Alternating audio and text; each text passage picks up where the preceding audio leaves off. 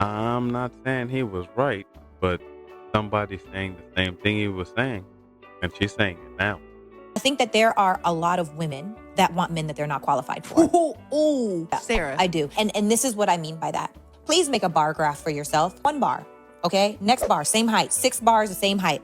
And one is going to be mentally, emotionally, physically, spiritually, financially, and energetically.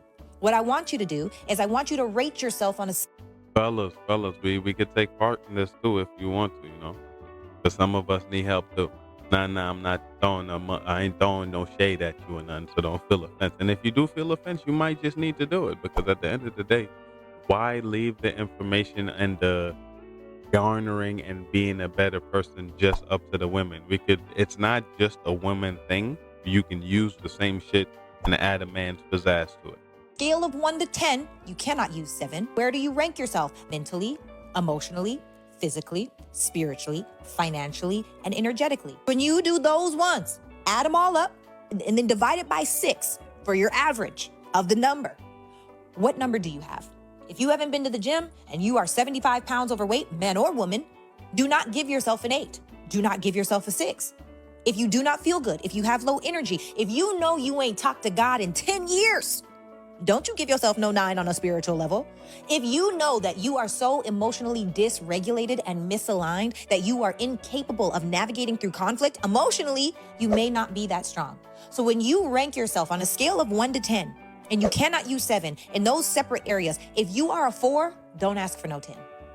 If you are a 5, don't ask for no 10.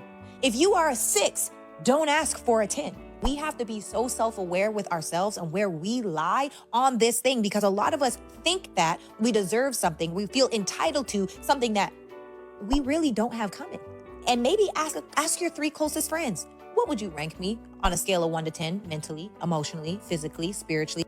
Now, I honestly I can't say that. We gotta have real friends for that, and women it be iffy with women real friends, honestly. But I can't say that because I'm not a woman. I just know the couple that I've had and have, yeah. But some of them is like, no, not really. It's iffy in that situation, but I understand where you're coming from because they would likely take a woman's advice more. But I would say, as women, y'all have to explain that, yo, I want the uncut delusion. It's like, I know we baddies and all, but I need you to put the baddie to the side and give it to me type shit. You feel me? Financially and energetically, so your friends can help you and you can identify with where you actually are. We have to be realistic with what it is that we offer. Can I ask you, Of course where did you get that grading system come from? I made it up because everybody is constantly comparing me to Kevin Samuels. And Kevin Samuels does the physical thing. If you could give yourself a scale of 1 to 10, no makeup, no lashes, what would you rank yourself? You can't use 7. Okay, well, how are you as a whole human? Because that's really more important.